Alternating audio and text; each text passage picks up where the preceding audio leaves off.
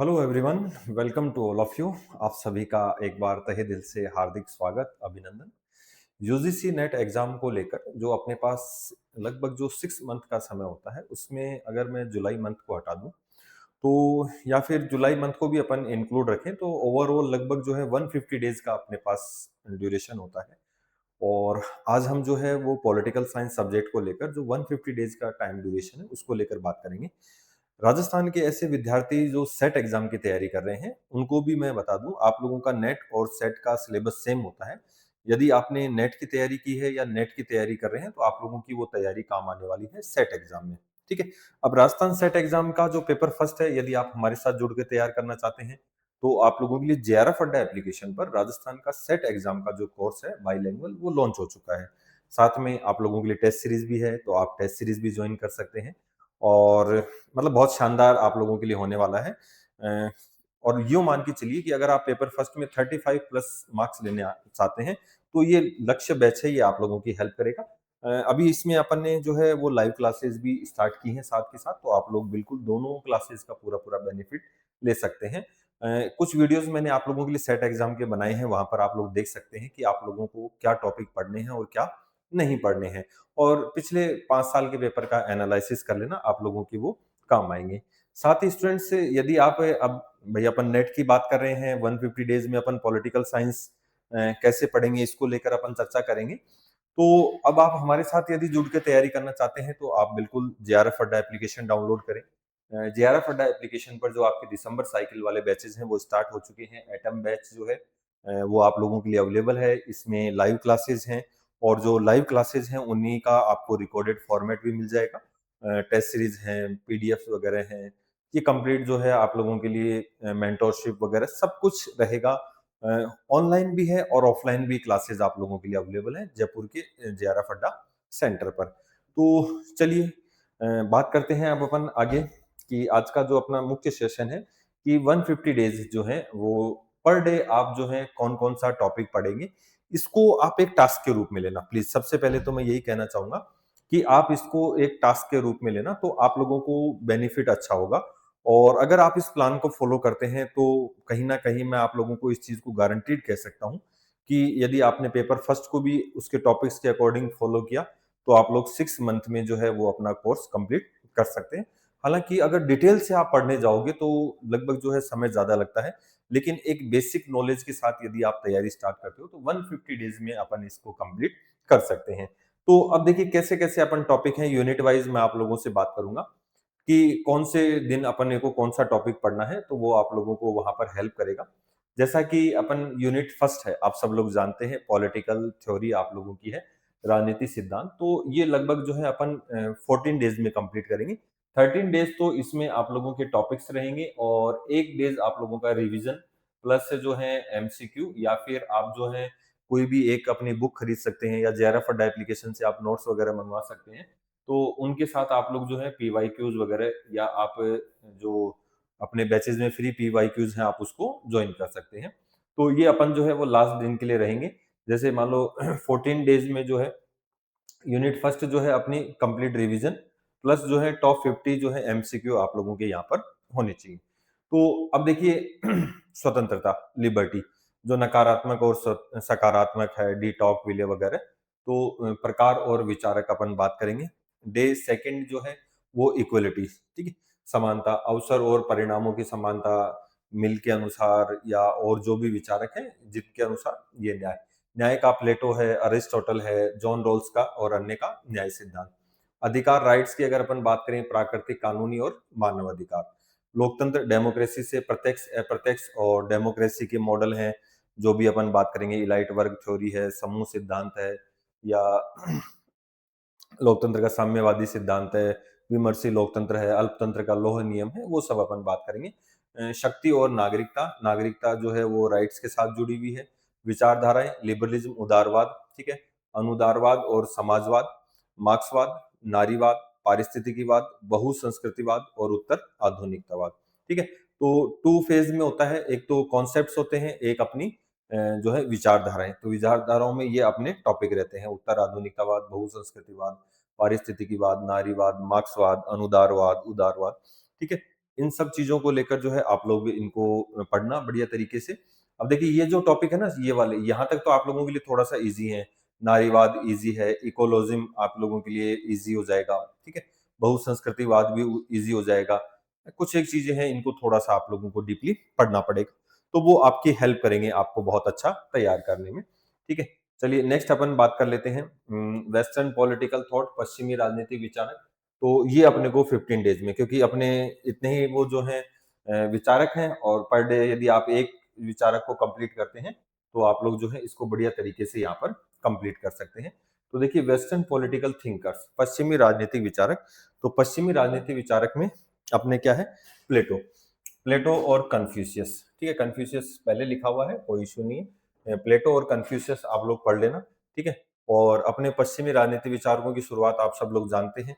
प्लेटो से अपन स्टार्ट करते हैं, फिर एरिस्टोटल की बात करते हैं, फिर अपन मैकियावेली, फिर Thomas Hobbes, John Locke, Jean Jacques Rousseau, Hegel, ठीक है? Mary Wollstonecraft, J S. मिल। अब ये एक दिन में 2 भी पढ़ने पड़ेंगे क्योंकि ये छोटा है और ये भी छोटा ही है। कार्ल मार्क्स काफ़ी बड़ा है। अब एंटोनियो ग्राम्शी, अन्ना अरेंट, फ्रांज फैनन, माओ जेडंग, जॉन रॉल्स, ठीक है? ये आप लोगों की। अब जॉन रॉल्स की थ्योरी आप वहाँ भी पढ़ लेंगे। जब आप थ्योरी ऑफ जस्टिस पढ़ेंगे तो वहाँ पर भी आप लोगों का कवर हो जाएगा। फिर अपन और भी जो टॉपिक पढ़ेंगे वहाँ पर भी काफ़ी चीज़ें कंप्लीट होती हैं। तो ये आप लोग जो है थोड़ा-थोड़ा इनको पढ़ते रहिए। हालाँकि इनको शॉर्ट रूप में मैंने जितने भी पश्चिमी विचारक हैं और भारतीय विचारक हैं मुख्य-मुख्य, वो मैंने पढ़ा रखे हैं अपने गुरुकुल चैनल पर। तो एक बार आप देखना, वो हिंदी मीडियम में कंप्लीट करवाएँ, ठीक है? फिर अपना वही लास्ट 21 29 डेज़ में अपन रिवीजन है। अब रिवीजन में देखिए, मैं जैसा कि कहता हूँ ये यूनिट आपका आपको तैयार करनी है, तो आप इनकी बुक्स की एक लिस्ट बनाइए, है ना? और क्रोनोलॉजिकल ऑर्डर में होनी चाहिए, ये बहुत बार पूछता है, ठीक है? और प्रीवियस ईयर के क्वेश्चंस आप लोगों को इसके सॉल्व करने हैं। तो जितना आप इसको अच्छे, और वैसे देखिए ज़्यादातर मैं ये मान के चलता हूँ सेमेस्टर सिस्टम वाले स्टूडेंट्स का तो फिर भी कम इनसे काम पड़ता है। बाकी जिन्होंने जो रेगुलर डिग्री मोड था 1 ईयर का, वहाँ पर जिन स्टूडेंट्स ने पढ़ाई की है, उनके लिए ये बेहतरीन होती है, ठीक है? फिर नेक्स्ट अपन बात कर लेते हैं भारतीय राजनीति विचारक। तो जैसे पश्चिमी राजनीति विचारक हैं, वैसे ही भारतीय राजनीति विचारक हैं। तो सेम वैसा ही आप लोगों को ये पढ़ना पड़ेगा, और भारतीय राजनीति विचारक थोड़े से हमारे लिए ईज़ी हो जाते हैं, ठीक है? क्योंकि थोड़ा बहुत हम उनके बारे में पहले से जानते हैं। तो देखिए इंडियन पॉलिटिकल थॉट, भारतीय राजनीति विचारक, अपने को 12 डेज़ का समय मैं आप लोगों को इसमें दे रहा हूँ, ठीक है?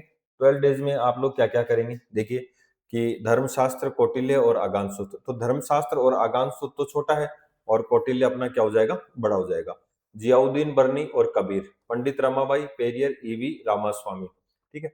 और ये रामास्वामी मैंने आपको पढ़ा रखा है। बाल गंगाधर तिलक, स्वामी विवेकानंद, डे 14 34 जो है वो रविंद्रनाथ टैगोर, डे 35 महात्मा गांधी, 36 3 अरविंदो और मोहम्मद इकबाल, ठीक है? एम एन रॉय है, वी डी सावरकर है, बी आर अम्बेडकर है, जवाहरलाल नेहरू है और राम मनोहर लोहिया है।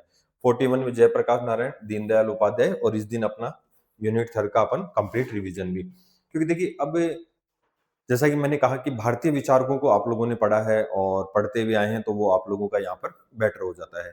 अब एक चीज और जो मैं कहना चाहता हूँ इसमें ये है कि अब कुछ स्टूडेंट्स का ये भी रहता है कि सर बीच में रेस्ट नहीं दिया, तो होता क्या है, अब जैसे मान लो महात्मा गांधी को आपने बहुत अच्छा पढ़ रखा है, तो आपने महात्मा गांधी हो सकता है 1 डेढ़ घंटे में कंप्लीट कर लें, तो पूरा दिन आप लोग उस दिन फ्री हैं, तो आप उसके अकॉर्डिंग आप अपना थोड़ा सा जो है वो फ्री टाइम स्पेंड कर सकते हैं। तो ऐसे समय को आप लोग इस तरीके से ऐड कर सकते हैं। जैसे किसी ने टैगोर को पढ़ रखा होगा, किसी का बाल गंगाधर तिलक पढ़ा हुआ होगा, वीडी सावरकर तो लगभग जो है आजकल पॉलिटिकल वाले बच्चे खूब पढ़ते हुए भी आ रहे हैं। तो आप लोग जो है इसको पढ़ना, और इस तरीके से आप लोगों का ये कंप्लीट हो जाएगा। नेक्स्ट अब थोड़ा-सा जो है वो यूनिट आप लोगों के लिए 4th यूनिट अलग रहती है, तो इसको भी आप लोग जो है बढ़िया तरीके से पढ़ना। 4th यूनिट का जो है वो भी 12 डेज़ अपन डिसाइड कर लेते हैं, और तुलनात्मक राजनीति विश्लेषण। तो संस्थागत और राजनीतिक संस्कृति के उपागम पढ़ेंगे, राजनीतिक अर्थव्यवस्था और नव संस्थागतवाद है, पूंजीवादी और समाजवादी समाजों में राज्य है, स्टेट है, वेलफेयर स्टेट है, कल्याणकारी राज्य है, उत्तर औपनिवेशिक है, 45 डेज। 46 में लोकतांत्रिक और गैर लोकतांत्रिक शासन प्रणालियां हैं, संविधान और संविधानवाद, कॉन्स्टिट्यूशन एंड कॉन्स्टिट्यूशनलिज्म है, लोकतांत्रिकरण, डे 48 डेमोक्राइजेशन और लोकतांत्रिक समेकन। 49 में विकास, अल्प विकास और निर्भरता, डिपेंडेंसी, ठीक है, और मॉडर्नाइजेशन, निर्वाचन प्रणाली, डे 50, यानी कि 50 दिन अपन ने यहाँ पर कंप्लीट किए हैं। लेकिन अब देखो 50 दिन में अपने टॉपिक कितने कंप्लीट हो रहे हैं, तो आप लोग यूँ देखोगे एक बार तो सिलेबस कि यार अभी तो 100 दिन का तो बाकी पड़ा है। ठीक है? ये मतलब 100 दिन का तो नहीं है, फिर भी मैं ये कहूँगा कि अभी अपने पास 70 डेज़ का अपने पास जो है, क्योंकि फिर मैंने कुछ डेज़ अपने रिवीजन के लिए रखे हैं, कुछ डेज़ आप लोगों के जो प्रीवियस ईयर क्वेश्चन्स हैं, एमसीक्यूज़ वगैरह हैं, ठीक है? उसके अकॉर्डिंग है। और लास्ट के दिनों में जैसा कि मैं हमेशा कहता हूँ कि आप लोग जो हैं वो थोड़ा-सा रिलैक्स रहें और रिवीजन के ऊपर फोकस करना है, नया कुछ नहीं पढ़ना है। तो आप लोग यहाँ पर भी यही रखना, ठीक है? 51 में राजनीतिक दल और दलीय व्यवस्था है, हित समूह है और सामाजिक आंदोलन है। और डे 53 में अपन जो है कंप्लीट रिवीजन करेंगे और एमसीक्यू, ठीक है? अब ये दोनों सिस्टम है, अगर आप हमारे साथ जुड़ के पढ़ते हैं तो भी, और नहीं जुड़ते हैं तो भी आप लोग जो है इसको घर बैठ के अपना बढ़िया तरीके से पढ़ सकते हैं, ठीक है? नेक्स्ट अपन बात करें, यूनिट 5 है जो इंटरनेशनल रिलेशन, अंतर्राष्ट्रीय संबंध, ठीक है? इसके भी वही 12 डेज रहेंगे और ये तो अच्छी खासी यूनिट है। तो यहाँ पर इसके इंटरनेशनल रिलेशन में हमेशा ध्यान रखना, 2 पोर्शन होते हैं। एक जो होता है वो थ्योरेटिकल पार्ट होता है और एक प्रैक्टिकल। थ्योरेटिकल में जैसे आपकी विचारधाराएँ आ जाती हैं और प्रैक्टिकल में जैसे शीत युद्ध वगैरह हैं, वर्ल्ड वार वगैरह हैं, ठीक है? और जितने भी अंतर्राष्ट्रीय संगठन हैं, वो वहाँ पर आप लोगों को आ जाते हैं। तो उपागम जो है आदर्शवाद और यथार्थवाद है, आइडियलिज्म एंड रियलिज्म है, नव उदारवाद और नव यथार्थवाद है, सामाजिक रचनावाद है, सोशल कॉन्स्ट्रक्टिविज्म है और नारीवाद है, राज्य प्रणाली और राज्यकर्ता है, शक्ति संप्रभुता और सुरक्षा है, युद्ध निवारण और संघर्ष समाधान है, संयुक्त राष्ट्र संघ के उद्देश्य संरचना और मूल्यांकन है, ब्रेटन वुड आप लोग जानते ही हैं जिसमें वर्ल्ड बैंक की स्थापना हुई थी, आपके जो है आईएमएफ की स्थापना हुई थी, साथ में डब्ल्यूटीओ, जी20 और ब्रिक्स, थोड़ा-सा करंट अफेयर्स से संबंधित भी। यूरोपीय संघ, अफ्रीकी संघ, ये मैं अभी आप लोगों की जल्दी शुरू भी कर दूँगा, नेट और सेट दोनों के अकॉर्डिंग काम आ जाएँगी। शंघाई सहयोग संगठन है, आसियान है, समकालीन चुनौतियाँ हैं, आतंकवाद है, जलवायु परिवर्तन है, माइग्रेशन जो प्रवासन है, और डे 65 जो है अपन कंप्लीट यूनिट का रिवीजन करेंगे और प्रीवियस ईयर क्वेश्चन। यानी कि 65 डेज़ में अपने जो है 5 यूनिट अपन ने कर दी। तो लास्ट 65 डेज़ में जो है अपन 5 यूनिट और कर देंगे। ठीक है? तो लगभग 130 डेज़ का ये अपना टारगेट होता है और लास्ट जो है 20 डेज़ अपने अपन किसके लिए रखेंगे? रिवीजन के लिए रखेंगे। ठीक है? आप लोग इसमें अपना रिवीजन करना बेहतरीन तरीके से। ठीक है? तो यहाँ पर आप लोग इसको इस तरीके से पढ़ोगे तो आप लोगों को काफ़ी अच्छा बेनिफिट होगा। क्योंकि देखिए स्टूडेंट्स के सामने सबसे बड़ी समस्या यही होती है कि वो शुरुआत कहाँ से करें, कैसे अपनी तैयारी स्टार्ट करें। तो एक जो है हम बच्चे को एक आइडिया दे देते हैं कि भई आप इसके अकॉर्डिंग पढ़ो और आप लोगों का जो है वो बेहतरीन काम हो जाएगा। तो इसकी अगर अपन बात करें तो इंडियन फॉरेन पॉलिसी, भारत की विदेश नीति, 10 डेज़ का आपके पास टाइम होता है। तो इसमें विदेश नीति के एक तो निर्धारक तत्व हैं, निर्माण संस्थाएँ हैं, भारत की विदेश नीति में जो निरंतरता और बदलाव है, ठीक है? प्रमुख शक्तियों के साथ संबंध है, यूएसए और रूस, ठीक है? प्रमुख शक्तियों के साथ संबंध चीन और यूरोपीय संघ है। पड़ोसियों के साथ संबंध जो है वो सार्क है, गुजराल सिद्धांत है, बिल्कुल। और काफ़ी बार पूछता भी है क्योंकि भारत के लिए तो सार्क है और लुक ईस्ट, एक्ट ईस्ट और लुक वेस्ट नीति है। बहुध्रुवीय दुनिया के साथ जुड़ाव, यानी कि जैसे शीत युद्ध के समय पूरा वर्ल्ड जो है वो 2 ध्रुवों में बँट गया था।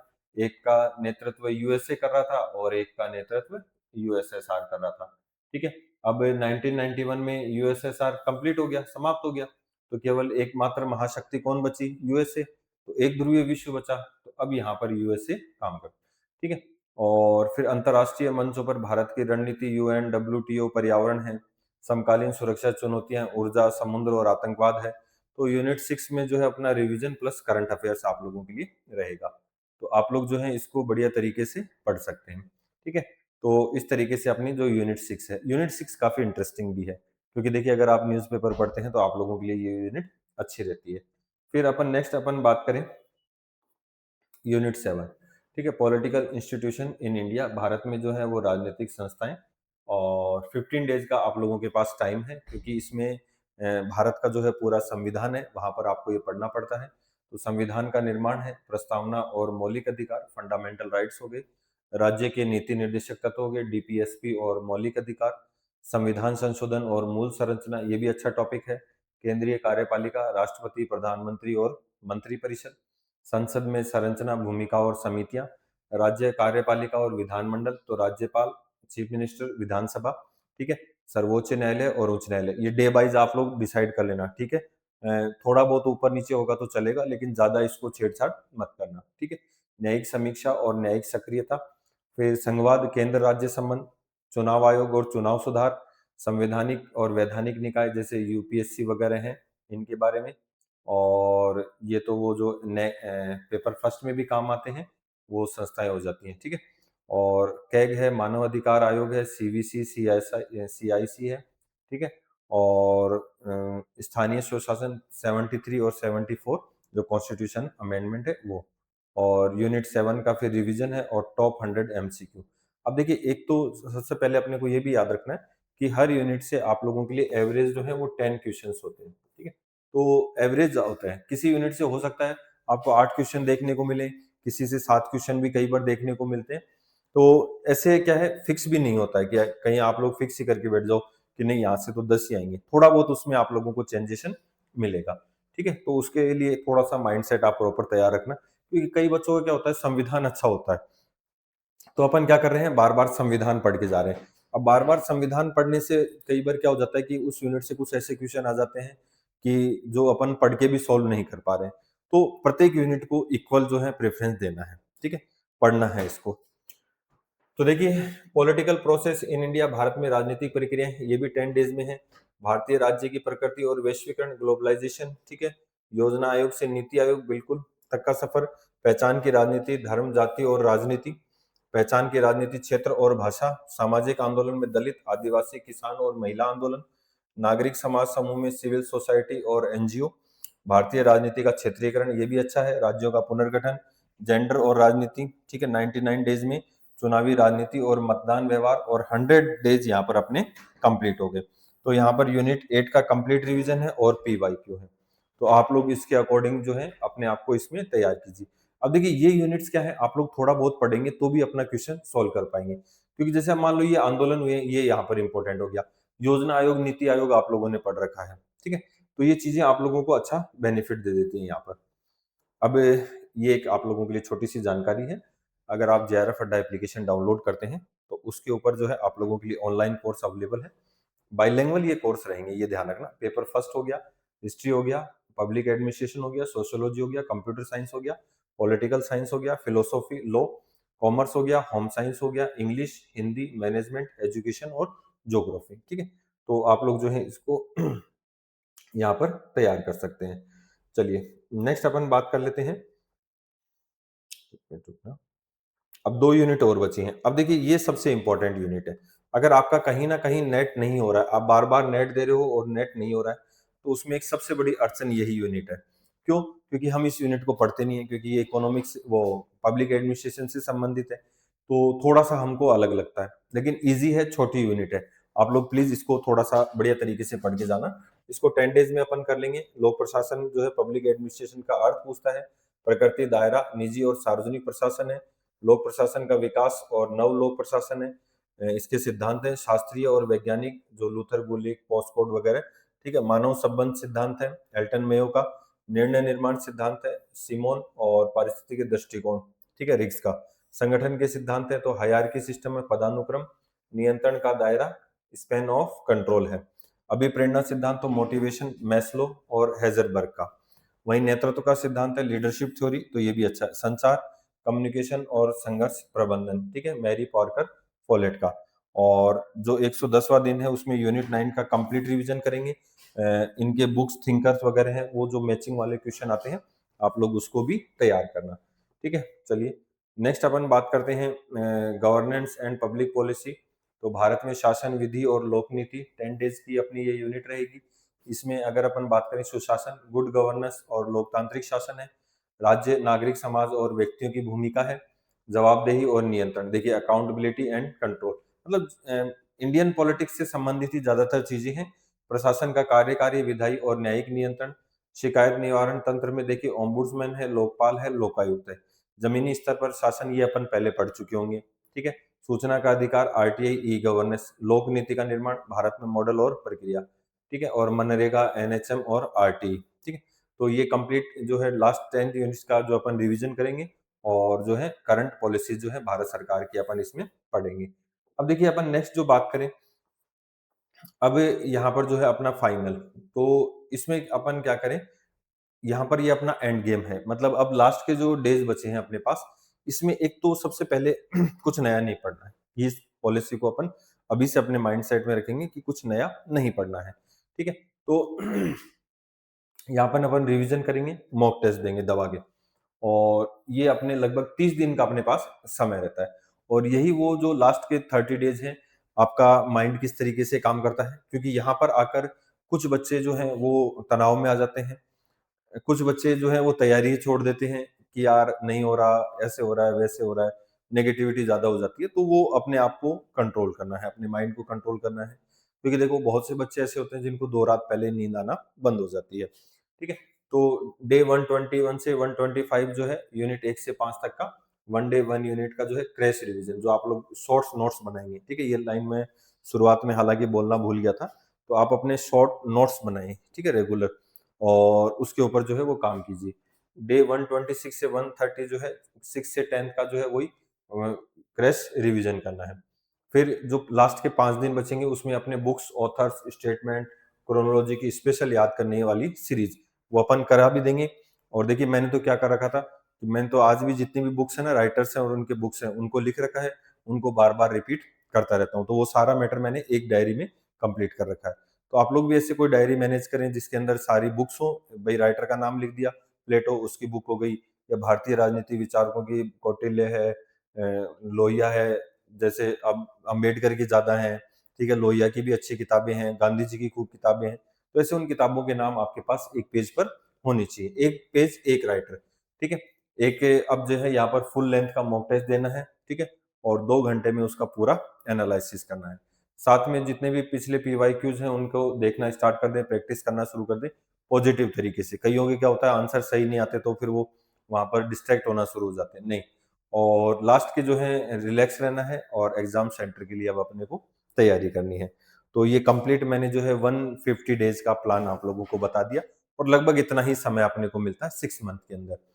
तो एक बार अगर आप थोड़ा बहुत और वैसे देखिए अगर नेट में नेगेटिव मार्किंग नहीं है, तो आप अपना जो है बढ़िया तरीके से तैयार कर सकते हैं, ठीक है? तो अगर आपका सपना असिस्टेंट प्रोफेसर बनने का है, तो आप लोग हमारे साथ जुड़ें। जेआरएफ अड्डा एप्लीकेशन डाउनलोड करें, वहाँ पर से तैयारी करें। मैं आप लोगों को जेआरएफ जो अड्डा सेंटर है जयपुर वाला, वहाँ पॉलिटिकल साइंस जो है, वो उसके ऑफ़लाइन बैचेज़ मैं पढ़ाता हूँ। आप लोग वहाँ जॉइन कर सकते हैं। बाइलिंगुअल जो है अपने बैचेज़ रहेंगे, ठीक है? तो बढ़िया तरीके से तैयारी करें, अपने आप को असिस्टेंट प्रोफ़ेसर जो भविष्य में आप देखना चाहते हैं, उसके लिए इस नेट को तैयार करें और टारगेट रखें। मतलब अपने दिमाग को टास्क दे दें कि भई मुझे दिसंबर में जो है इस बार लास्ट 2026 में अपना नेट का जो है पेपर क्वालीफाई करना है। तो बिल्कुल उस तरीके से अपनी प्रिपरेशन करें, ठीक है? चलिए best of luck. Thank you.